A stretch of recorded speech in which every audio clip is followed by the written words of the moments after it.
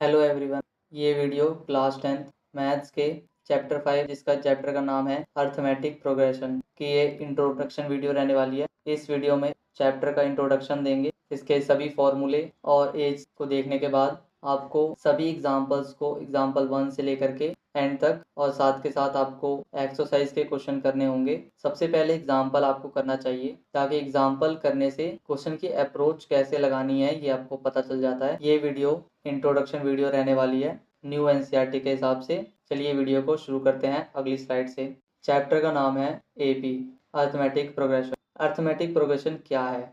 Arithmetic progression एक ऐसा sequence है नंबर का जो कि एक डेफिनेट ऑर्डर में अरेंज होते हैं। जैसे एग्जाम्पल दे रखा है एपी के 1 2 3 4 5 से लेकर 100 तक। यहाँ पे ये एपी कैसे है? क्योंकि इसका अगला टर्म 2 है, पहला टर्म 1 है, फिर अगला 2, फिर 3। इन सब के बीच डिफरेंस सेम है। 1 और 2 के बीच डिफरेंस 1 है, 2 और 3 के बीच डिफरेंस भी 1 है। और फिर पहले नंबर में 1 प्लस कर रहे हैं तो अगला नंबर आ जा रहा है, तो ये भी एक एपी है। और दूसरा ये भी एक एपी है। कोई सीक्वेंस दे रखा है वो एपी है या नहीं, पहले उसके अगले टर्म में से उसके ठीक पहले टर्म को माइनस कर देते हैं, तो अगर जो आ रहा है और फिर दूसरे में से भी माइनस कर देते हैं। जैसे 20 में से 10 को माइनस करेंगे तो 10 आएगा, और 30 में से 20 को माइनस करेंगे तो भी 10 आएगा, और 40 में से 30 को माइनस करेंगे तो भी 10 आएगा। इसका मतलब ये एपी है। और 40 के अगला जो टर्म आएगा वो 50 होगा, जो कि फिफ्थ टर्म होगा। इसी तरह से हम गैस कर सकते हैं अगला टर्म क्या होगा। और तीसरा में ये भी एक एपी ही है। इसको कैसे चेक करना है ये एपी है या नहीं? तो पहला टर्म -3 है, दूसरा टर्म 0 है, फिर थर्ड टर्म 3 है, फिर फोर्थ टर्म 6 है, इसी तरह से फिफ्थ टर्म भी है 9। तो सेकंड में से फर्स्ट को माइनस करेंगे, 0 में से -3 जाएगा तो कितना आएगा? माइनस माइनस प्लस हो जाएगा, प्लस का 3 आएगा। और थर्ड टर्म में से भी 0 को माइनस कर देंगे तो भी 3 आएगा। 6 में से 3 को माइनस करेंगे तो भी 3 आएगा, और 9 में से 3 को माइनस करेंगे तो भी 3 आएगा। यानी इनका डिफरेंस कांस्टेंट है। ये एक डेफिनेट ऑर्डर में अरेंज है, तो ये एक एपी है। अब ये एपी दो टाइप के होते हैं, फाइनेट एपी और इनफाइनेट एपी। पहला वाला एग्जांपल जो आप देख रहे हैं ये फाइनेट एपी का एग्जांपल है, जिसमें लास्ट टर्म 100 है, पहला टर्म 1 है। ये इसमें लिमिटेड नंबर ऑफ टर्म है, यानी कितने टर्म होंगे यहाँ पे 1 से लेकर 100 तक। टोटल ये 100 टर्म हो जाएंगे। आप बता सकते हैं इसमें कितने टर्म जा रहे हैं, कितने नंबर है ये 100 नंबर है। और इनफाइनेट एपी में एग्जाम्पल 2 में एग्जाम्पल 3 में ये इनफाइनेट एपी आप बता नहीं सकते कितना तक आगे जाएगा, ये इनफाइनेट है।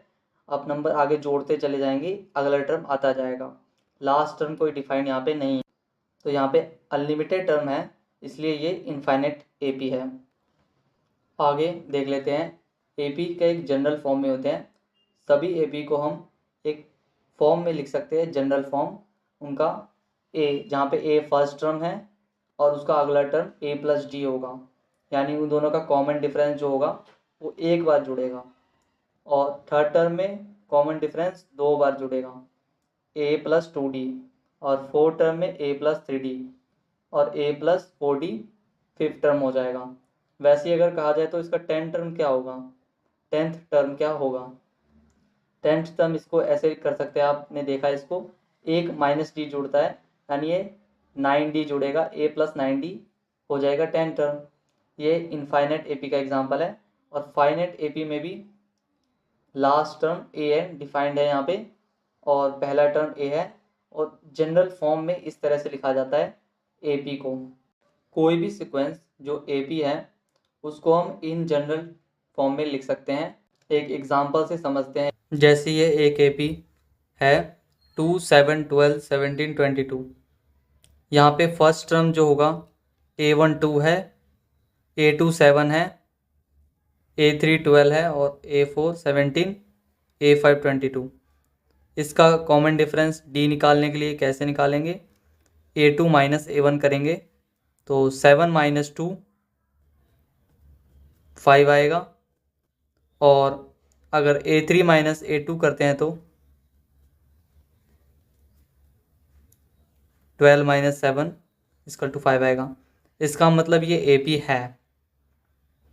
इसको जनरल फॉर्म में कैसे लिख सकते हैं, जैसे ये ए पी जनरल फॉर्म में 2 तो ए हो गया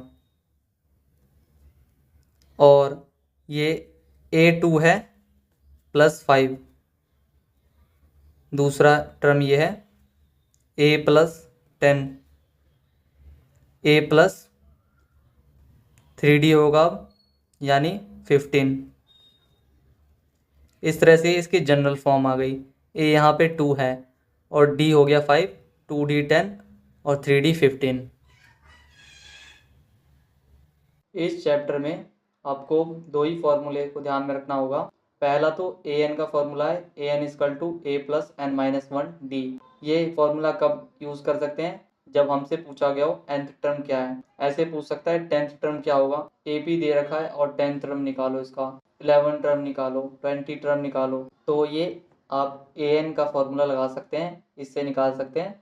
हम एक एग्जाम्पल से समझ सकते हैं इसको। ये एक ए पी 2, 7, 12, 17, 22 है। अगर यहाँ पे अगर हमें A10 पूछ लिया जाए, A10 क्या होगा, तो हम AN equal to A plus N minus 1D के फॉर्मूले से 10th टर्म निकाल सकते हैं। A10 क्या होगा, A10 इजकल टू, यहाँ पे A क्या है 2 है और N क्या हो जाएगा, 10th टर्म पूछा है, N हो जाएगा 10 और D क्या होगा 7 माइनस 2 5, D 5 होगा।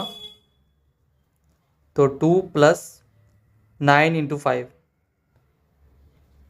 9 इंटू 5 45, 45 प्लस 2 हो जाएगा 47, यानी इसका 10th टर्म जो होगा 47 होगा।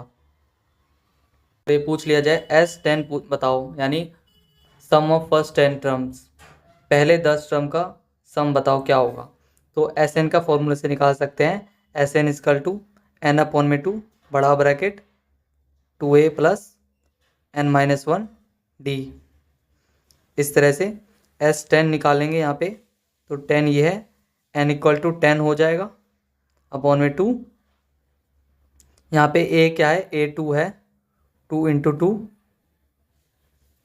N क्या है 10, 10 माइनस 1 और D 7 माइनस 2 5 हो जाएगा। 10 अपॉन में 2 5 हो जाएगा। 2 इंटू 2 4, 10 माइनस 1 9, 9 इंटू 5, 9 5 जब 45 होगा, 4 प्लस 45 ये हो जाएगा 49, 5 इंटू 49, 5 इंटू 49 हमारा हो जाएगा 245, 245। और इसको दूसरे फॉर्मूले से भी निकाल सकते हैं। अगर हमें लास्ट टर्म दे रखा है 47 दे रखा है लास्ट टर्म और 10th टर्म ही है, यहाँ पे हमें 10 पता है टर्म है, तो एक दूसरा फॉर्मूले से कैसे निकाल सकते हैं, SN equal to N upon में 2, फर्स्ट टर्म A और लास्ट टर्म को L भी लिख सकते हैं जो AN है। S10 इजकल टू 10 अपॉन में 2, फर्स्ट टर्म क्या है 2, लास्ट टर्म 47, 2 प्लस 47 49 हो जाएगा, ये 5 आएगा, 245 होगा। जब हमें लास्ट टर्म पता होता है और ये पता होता है कितना टर्म गिवन है, तो हम ये फॉर्मूले से निकाल सकते हैं। ये कम टाइम लेता है, शॉर्ट फॉर्मूला है ये।